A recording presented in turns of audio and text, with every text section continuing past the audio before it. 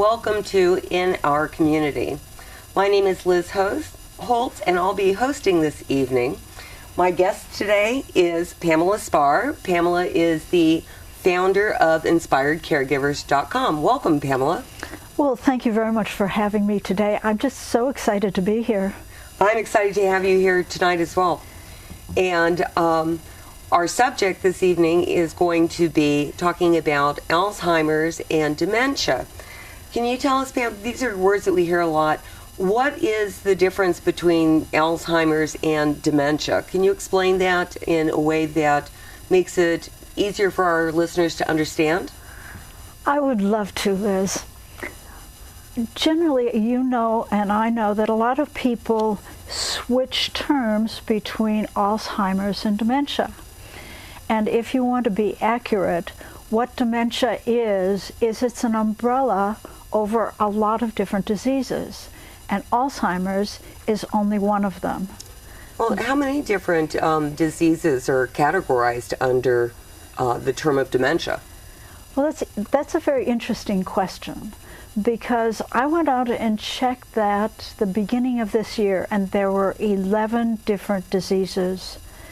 And just before we did today's interview, I checked again on the Alzheimer's Association website.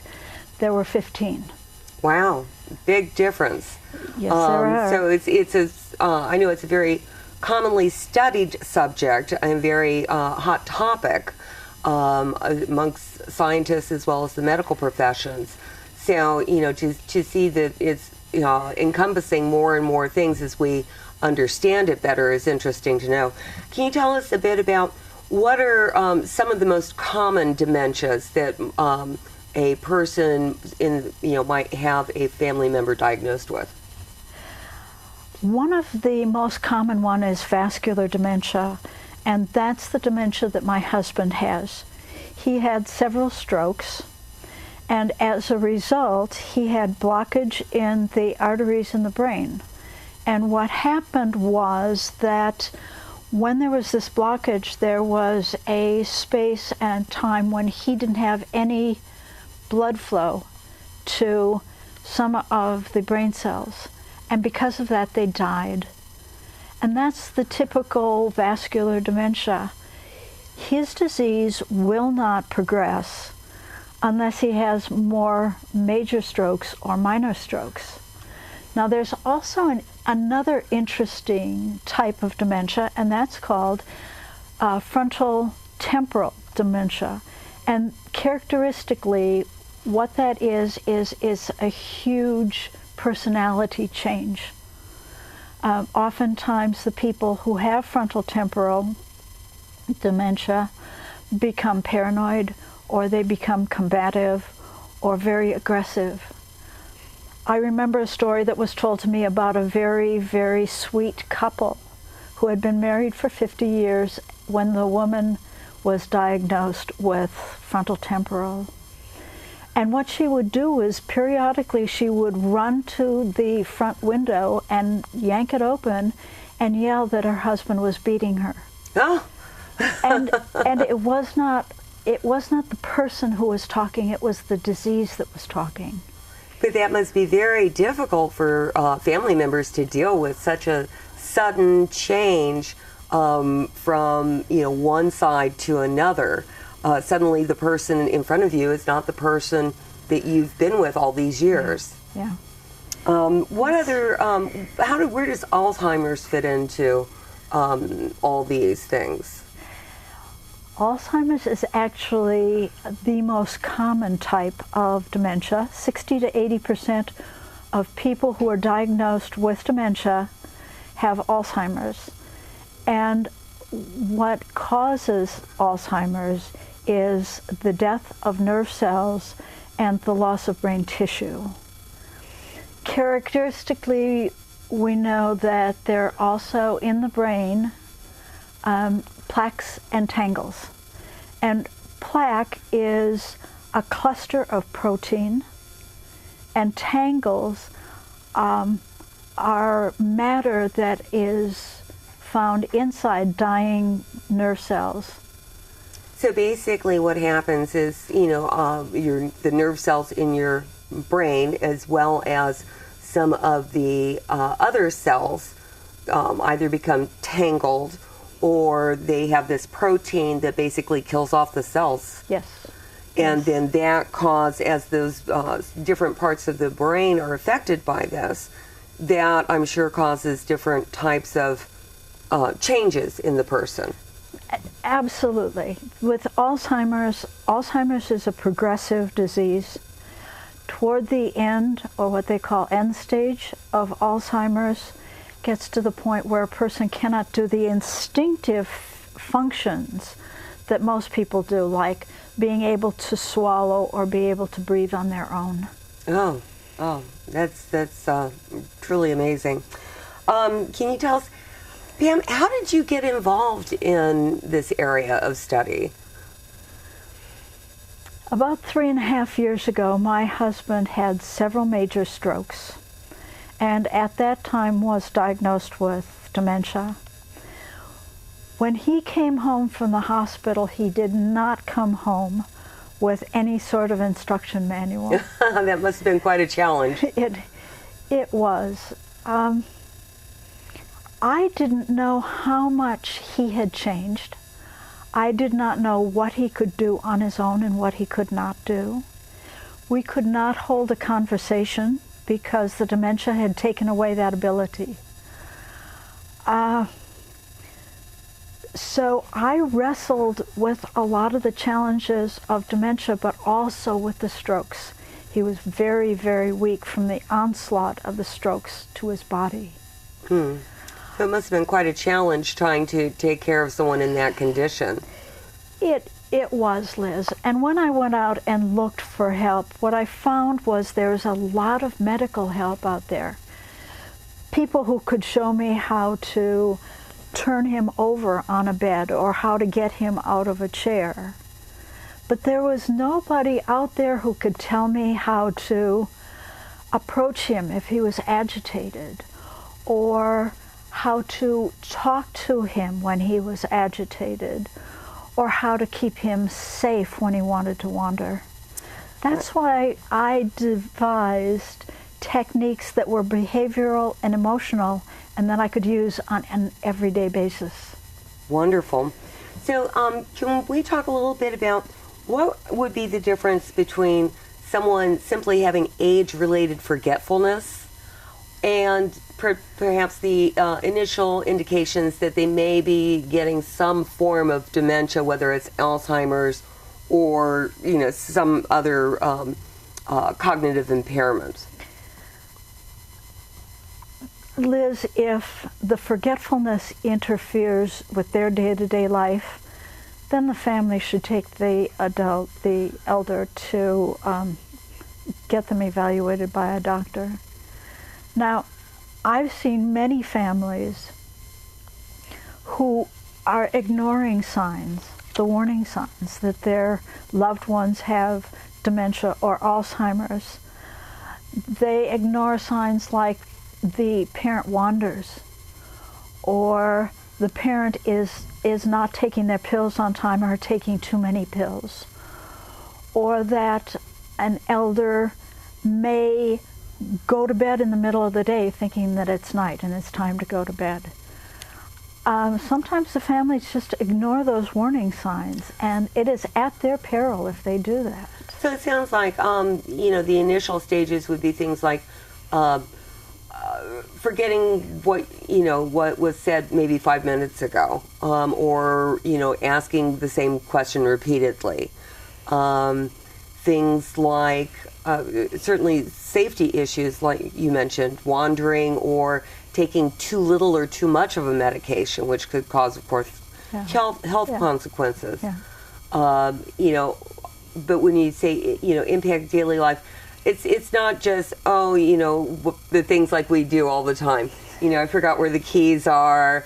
I forgot where I put my glasses down. I'm constantly doing that myself. And even at my age, I'm starting to occasionally have some challenges in finding, oh yeah, what is that word, or who was the actress in that film? but I think we all go through that. It's when it becomes more persistent and it starts to actually interfere with their daily activities. Is that correct? Yes, it is. Right. There are senior moments, and there are more than senior moments. All right. So I would say, one of the prevalent problems is that when someone has these impairments, then it becomes difficult to communicate with them. As you mentioned, you would ask your husband when he came home questions and he wouldn't answer you properly. Can you tell us about some of the challenges? Communication issues that people that have cognitive impairments experience that people who don't have cognitive impairments may not understand? When people get Alzheimer's or dementia, their brain is rewired. And because of that, people don't react the same way. If you said to someone who had dementia or Alzheimer's, just you ask them a normal question, they may get very, very confused. You mean like just saying, honey, what would you like for breakfast? Absolutely. With people with dementia and Alzheimer's, when asking them questions, it's the easiest way to do it is to ask them a yes or no question. Sweetheart, do you want oatmeal for breakfast? Or you can ask them a closed-end question. Would you prefer vanilla ice cream or strawberry ice cream? And even then you may not get a correct answer. But speaking slowly, having lots of patience. Remember that their brains don't react the same way as a normal brain. It takes a lot longer for their brain to process what you're saying. And then it takes a lot longer for them to answer the question. And they may know the answer in their brain, but they may not be able to speak the correct answer. So all of these things need to be taken into consideration. Well, and I imagine that, for the loved one or the patient suffering from dementia, that's got to be horribly frustrating for them to, be trying to communicate and being unable to do even simple things that you've done all your life, which I assume adds to some of the agitation and behavioral issues that we see. Well, sometimes people understand that they're not communicating correctly. And with some dementias and some Alzheimer's, they don't know that they've changed. For instance, my husband thinks that he's perfectly normal when he thinks that he can get waffles from a bike shop.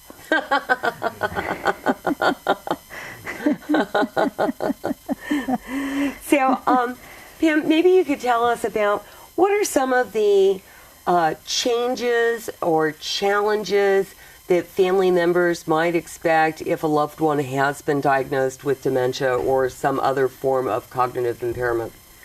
The most obvious one, of course, is memory lapses or forgetfulness. And it's not only short-term forgetfulness, it's medium and long-term forgetfulness. They may forget that maybe their parents have died, or they may forget the names of siblings, or children. They lose track of time very easily. With my husband, if I say, tomorrow we're going to an appointment, he wants to get out of his chair, he wants to know where his jacket is right then. So he has no sense of time. They may lose their sense of direction. For instance, my husband used to drive past the house without realizing that we just passed it, and we'd lived there for 25 years. They might lose spatial perception. For sure, they will not be able to solve problems and puzzles and things like that. And quite often, they lose their ability to make good judgments. So senior scammers have a field day with a lot of elders and people with dementia and Alzheimer's because they do make such bad decisions. But it's not the senior who is doing it, it's the disease that's causing the problems. So it sounds like there's a myriad of different challenges that a family needs to take into account. Can you give us some suggestions on ways that people could improve their communication with someone who is suffering from dementia or another cognitive impairment? I'd be happy to. If people speak more softly and they speak slower, it will give the loved one a chance to assimilate the question. Also, as we mentioned before, asking not asking open-ended questions, asking closed-end questions. And trying to keep questions and directions and things like that as simple as possible? Simple. Yes, and also another thing that I'm using with my husband now that he is losing more of his mental capacity is that I point. I use visual cues. And I find those extremely helpful. So if you're going to say, hey, let's go out the door, you might say, honey, let's go out the door, and point to the doorway so he would know that he was being, he would not only be hearing, but also seeing what you were wanting him to do. Absolutely. Yes. That's great. What about, when people are getting agitated or, you ask a question and you're waiting.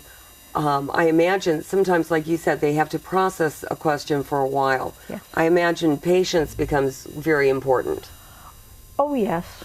When I work with caregivers, patience is the first thing that I tell them about. I was a type A personality before my husband had his stroke, and it's amazing how much patience I got and how fast I got it.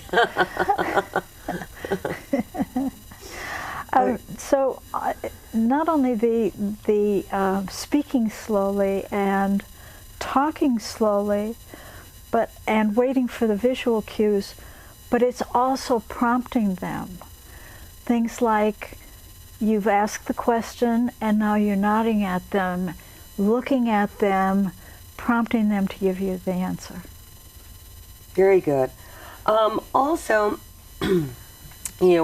what are some of the things that a family, when a loved one is diagnosed or as family ages, what things should a family look at as they have aging parents? I mean, things that they should consider now in preparing for the eventuality that a parent obviously is going to become older and their abilities will change, but also in looking at the potential situation or when they start having the beginning signs of dementia, what needs to be done to, plan for their care in the long run? Well, let me preface the whole answer by saying that a lot of families begin their planning when there's a crisis or when they're in an emergency situation. And let me tell you that this is the worst possible time for them to start to do the planning.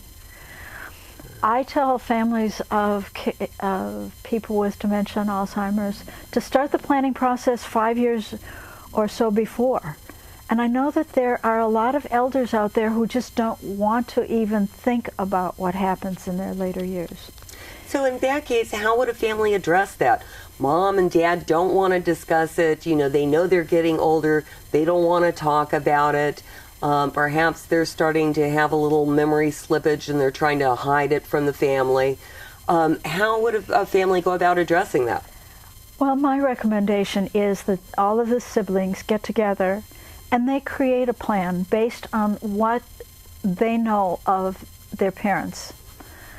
They might be thinking about things like, well, would mom want to go into assisted living or not? Would we keep her at home?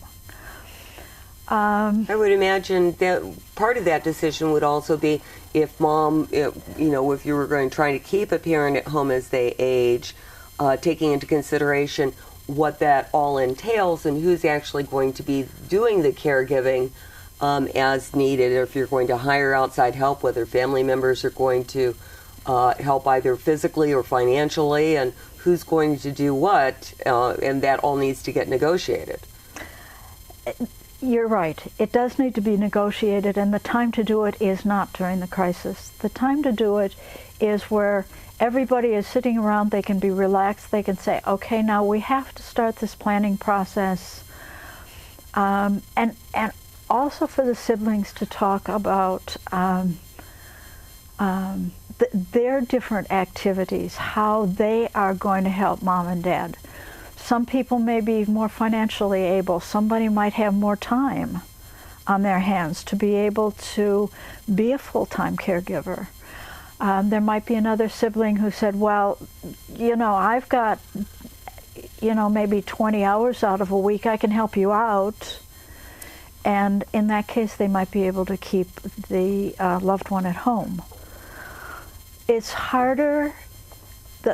The more complicated the medical issues, the harder it is to keep somebody at home. Yes. So that needs to be weighed. Yes. Now, we also talk about a lot of the legal documents that are involved. Can you tell us about some of the legal documents that are important for families to have, done before any emergency? So that their parents' wishes and care is done according to their what they want now. There's, of course, the most important ones, and the ones that we hear about all the time are living trusts and wills. But there are also two different kinds. Well, there are at least two different kinds of powers of attorney. One is for health care, and one is what's called a durable power of attorney. These should be taken care of before something happens to a loved one. So those sound like legal documents, primarily that need to be looked into and looked at and arranged for. Other than that, what about like medical documentation? Whether or not they want to have a do not resuscitate order, or there's, I guess, medical. You said there was a health power of attorney. How does that all work with the medical care? Okay, when we think about end of life, or when we think about emergencies, we don't think about what kinds of information EMTs, first responders, need. It's fine to have a will or durable powers of attorney, but when the EMTs arrive, it is best to have something like a bracelet that says on it, "Do not resuscitate." There's also a legal form that EMTs look for in the house called a POLST, and that is the physician's order for long-term care, and for what does that document do? Well, it's a very simple document for the EMT, and it gives the EMTs three choices based on what the loved one wants. Either comfort only, give me as much medical attention as I can possibly have, despite the fact that I'm a vegetable, so Okay. keep my body alive. Okay. And the other one is something in between that says, you might give me some morphine, or you might give me oxygen, and you might rush me to the hospital, and the doctors will take care of me there. But it's more an intermediate step. Okay. So Pam, I understand that you have a lot of resources available on your website at www.inspiredcaregivers.com. What type of resources might our viewers find there that would be of help to them?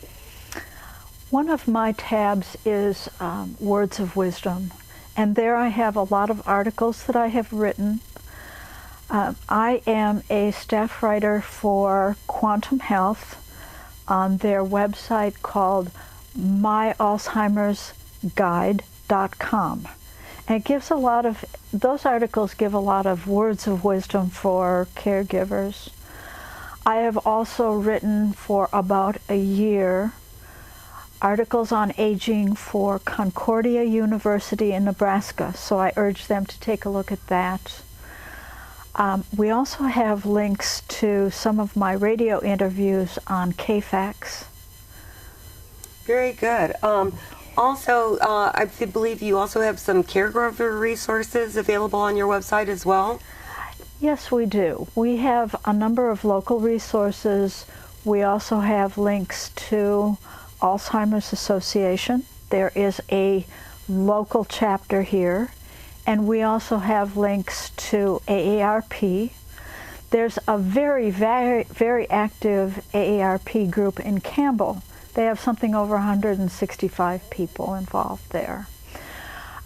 There's also links to the American Society on Aging, which is more of a scholarly view or an academic view of Alzheimer's and dementia. But they also do a good job of keeping up on research.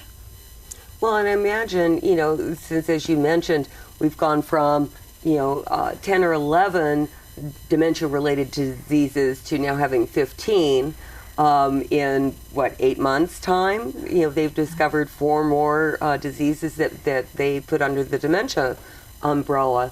I imagine it's good to keep track of what's going on, to see what's going on with the research and things like that, to see if things do develop that would help in the care of taking care of a patient. Yes. So, looking at these resources and then continuing to go back is always a good idea. Anyways, well, Pam, I would very much like to thank you for being such an informative guest this evening. I hope that our viewers have enjoyed our speaking about dementia and Alzheimer's and that it's answered some of their questions. And I'd like to thank you for listening to In Our Community. Hope you'll come back again. And also I'd like to thank the cast and crew this evening for their help at the KMVT studios. Thank you very much. Thank you, Liz. This has been very enjoyable. Very good. Well, I hope maybe we can have you back again. Thank you very much. I'd love to come. All right.